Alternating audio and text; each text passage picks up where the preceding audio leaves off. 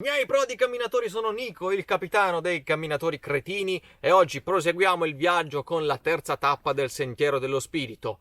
Questa è bella, Cioè, oserei dire addirittura che questa è la mia preferita di questo percorso. E prima di iniziare, iscriviti al canale, attiva la campanella e se proprio mi vuoi bene, abbonati pure, dai.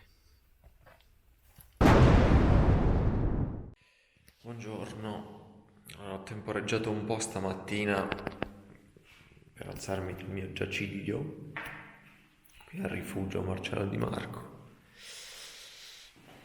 Per questo motivo, perché sentivo già che stava piovendo fuori. E questo qui è ciò che si vede. Niente. Vabbè, quindi giacca a vento, un po' di coraggio e andiamo. Con estremo dispiacere devo abbandonare il rifugio, il rifugio Marcello Di Marco. È stato il mio letto stanotte. No, ho dormito bene, dai, non mi lamento. Chiudiamo le sponde, ricordatevi sempre di lasciare tutto come avete trovato.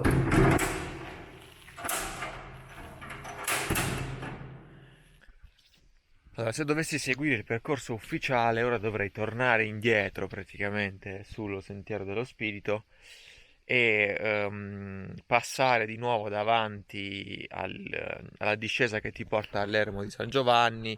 Insomma, è una strada che ho già fatto più di una volta in questi giorni, quindi me la risparmierò e farò una variante, cioè aggirerò il vallone di Santo Spirito, arriverò direttamente all'eremo di Santo Spirito per poi scendere comunque nel vallone, quindi non vi saltate nulla di fondamentale se fate questa deviazione, se avete però già visto l'eremo di San Giovanni. Se non ci siete stati il giorno precedente, allora dovete fare l'altra via. Ma perché uno poi dice, vabbè, uno va in montagna anche per vedere il panorama, no? Ecco appunto. Bello il panorama. Fantastico.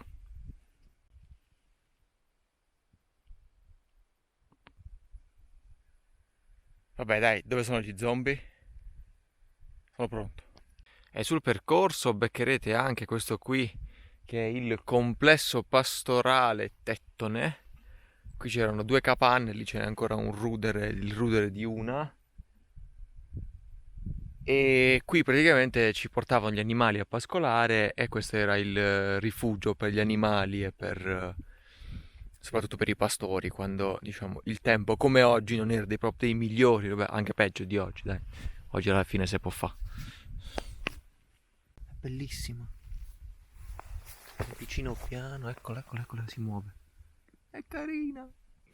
Che arriverete da lassù, incontrerete una struttura per le piste da sci e dovete proseguire verso la fonte Tettone, se non mi ricordo male, che è lì dopo quegli hotel.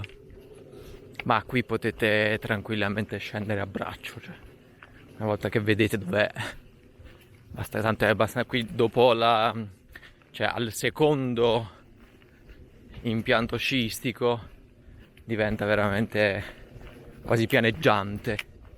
Quindi fate questa passeggiata. Questi hotel sono aperti solo per la stagione invernale, credo. Se volete dormire dovete salire ancora di più verso il rifugio Pomiglio, come vi dicevo ieri, l'altro giorno. E lì in fondo c'è la fonte Tettone, è l'ingresso del sentiero che fa parte del sentiero del parco, a dir la verità, non del sentiero dello spirito, però va bene uguale, cioè ti porta nello stesso punto. Ed ecco la fonte Tettone. All'eremo di Santo Spirito comunque, se non ricordo male, un bar c'è, almeno io mi ricordo di un bar, ci spero anche per un caffè, quindi prendete acqua ma non caricate troppo, anche perché diciamo che poi dopo l'eremo di Santo Spirito abbiamo una quindicina, forse anche meno di chilometri e arriviamo a un'altra fonte d'acqua, quindi tranquilli. Prendete acqua, un litro e mezzo massimo. Bene.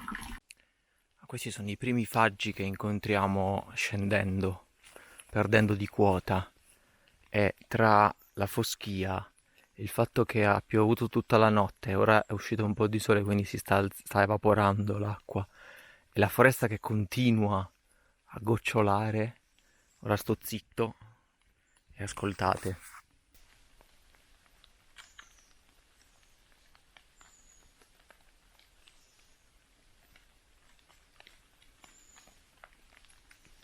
Troverete un torrente, dopo averlo superato passerete praticamente dall'altro lato, che è proprio il lato su cui c'è l'eremo di Santo Spirito, e questo sentiero vi porterà dritti dritti all'eremo di Santo Spirito. Se invece, questo fa parte del sentiero del parco, questo sentiero qui, se invece aveste fatto quello che fa parte del sentiero dello Spirito, sareste arrivati sotto, quindi dovrete poi risalire all'eremo di Santo Spirito per visitarlo e poi tornare indietro, che è una roba che mi dà proprio i nervi. E dietro questo cancello troveremo l'eremo di Santo Spirito, ma soprattutto il bar dell'eremo di Santo Spirito.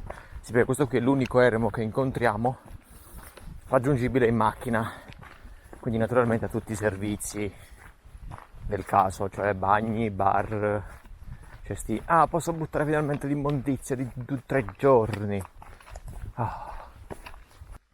Eccoci arrivati, e purtroppo, ahimè, il bar è chiuso pure l'eremo. Vabbè, io l'ho già visitato 3 anni fa, però volevo fare qualche ripresa. Che palle. Dai, non si fa così, però. Il caffè. Manco oggi il caffè. Stasera forse.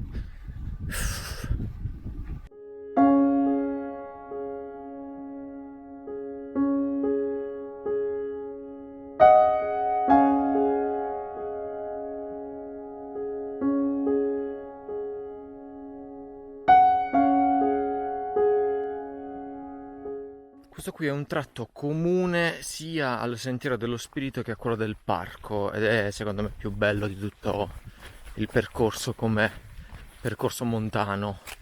Allora, questo fiume che vedete qui io me lo ricordavo con dell'acqua. Vabbè, fino all'anno scorso c'era, non so cosa sia successo quest'anno, però la cosa più bella di questo tratto è la maestosità degli alberi e del paesaggio intorno. È veramente un bosco rigogliosissimo e spettacolare. C'ha dei punti in cui veramente tra luce, pietra ed alberi si crea la magia. Ah, e finalmente il sole mi sta asciugando i pantaloni e le scarpe, e di questo sono molto contento. Usciti dal bosco, diciamo, dalla parte boschiva, dalla faggeta, inizierà questo bel sentierone carrabile, penso che qua ci passino pure con i mezzi, che vi farà pensare che il percorso giornaliero sia finito. E invece poi c'è la sorpresa. E qui i pastori non mancano, naturalmente. Siamo scesi dalla montagna, siamo entrati nella zona pastorizzata. No, non si dice così, però. Guarda che carino. Le pecorelle. Buongiorno. Ciao. Quello del Sì, grande. Ah sì? Sì, piacere. Davvero? Grande. Ciao. Piacere. Nico, piacere. No. Ragazzi, è successa una cosa incredibile, cioè su questo sentiero ho beccato 2 ragazzi, cui uno mi ha detto: ma tu sei quello del cammino del cretino? Ora, ok che ho la maglietta, però cioè, ho detto sì, lui ti seguo, ho fatto no, vabbè. E poi la sua fidanzata, cioè la ragazza che era con lui, non so se è la sua fidanzata, ma ha detto che vive a Noicattaro. Noicattaro è il mio paese, cioè, le cose, lui è calabrese, lei Noicattaro, le cose strane. Quando uno fa un cammino guarda sempre davanti, no? Io ogni tanto mi fermo e guardo indietro. Ora, noi stamattina stavamo non sopra questa montagna, sopra quella dietro che è ancora più alta, che ora è un po' coperta dalle nuvole, non si vede benissimo. Ah, che meraviglia. Ecco, voi arriverete da quassù e da qui capirete che la giornata non è ancora finita, perché vedete sia quel sentiero da cui stanno risalendo i signori, questo qua, vi aspetta dopo, ma soprattutto c'è l'eremo di San Bartolomeo, molto bello, solo che da qui non si vede benissimo, ma che praticamente è qua sotto. E quindi voi dovrete scendere però là sotto e poi risalire. Che bello! La vostra discesa finirà qui, poi vedete quelle scale? Eccole, quelle vi porteranno all'eremo. Andiamo. Ed eccoci all'eremo di San Bartolomeo. Siamo da soli, c'è nessuno. C'erano 2 persone prima, ma sono andate via. Sono spaventate forse. Forse non volevano essere viste dal famoso cretino. Ah, vedete? Che meraviglia. È bellissimo. Ti affacci. Puoi suonare la campana se vuoi. Allora, questo eremo, facciamo un po' di super quark. La prima documentazione risale al 1270 qualcosa ed è stato abitato fino al 1300, poi è stato progressivamente abbandonato. Questo altare risale al 1500, mentre la statua di legno è una statua dell'800 e raffigura appunto San Bartolomeo con un coltello in mano e la sua pelle a tracolla.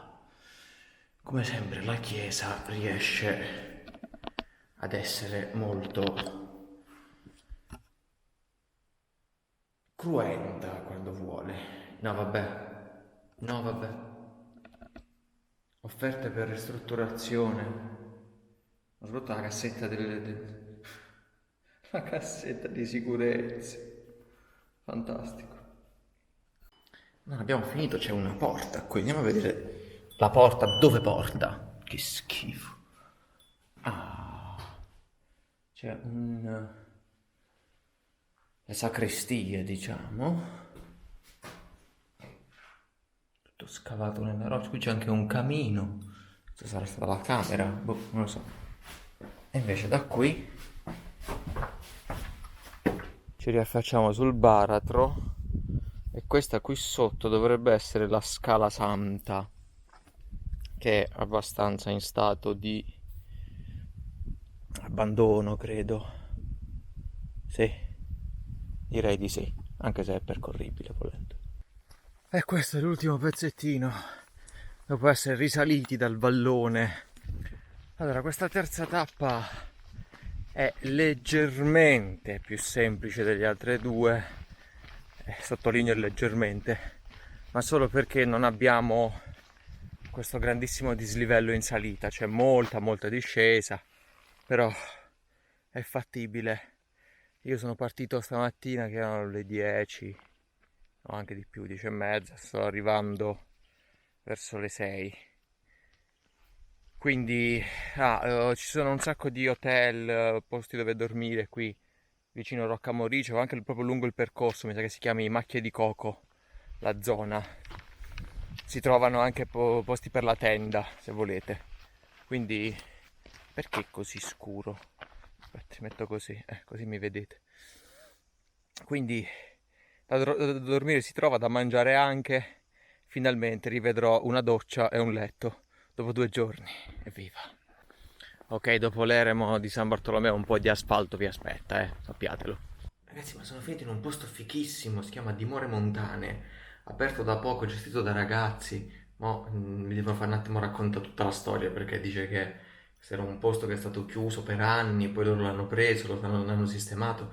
Ragazzi, venite alle Dimore Montane, dobbiamo aiutarli. Poi faccio proprio un giro turistico. Ma quello che volevo mostrarvi sono queste cabine nel bosco che fanno parte sempre della struttura, dove troviamo un'amaca, un piccolo tavolino con una luce, ma la cosa meravigliosa di questa cabina nel bosco è questa qui. Cioè dormireste guardando con una finestra gigante sul bosco. Il bagno è a 2 passi. Se non volete dormire con la finestra sul bosco, c'è un'altra possibilità. Ce ne sono solo 2, quindi dovete prenotare molto prima per prendere le cabine nel bosco. Se invece volete fare glamping vuol dire quando la tenda te la mette a disposizione la struttura. Ci sono queste tende enormi e meravigliose che dentro hanno letto matrimoniato, poi guardatevi le foto sul sito, sono meravigliose, ora non me le fate aprire se no mi denunciano. Quindi ragazzi, dimore montane, un posto accogliente, gestito dalle persone molto simpatiche. Si mangia benissimo la sera al ristorante, siete nel cuore del Parco Nazionale della Maiella. Se volete tranquillità, pace e stare bene, venite qua. Basta, lo spot è finito, adesso me la godo pure io.